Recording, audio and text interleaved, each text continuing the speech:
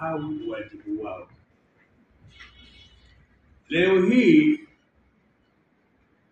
baba anatoka saa 12 anakwenda kwenye kijiwe cha kahawa, anarudi saa 4, hajui watoto kama wapo nyumbani. Mama amekwenda kwenye vikoba, anarudi hajui watoto wapo huko ndani wamekulaje. Hebu turudi katika mila na desturi zetu.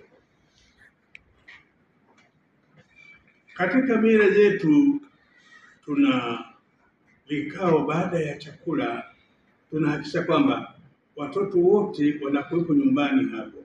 Chakula kinatengwa. Watoto wote, familia nzima wanakula chakula cha pamoja. Baba anaanza kutoa maono kwenye nani?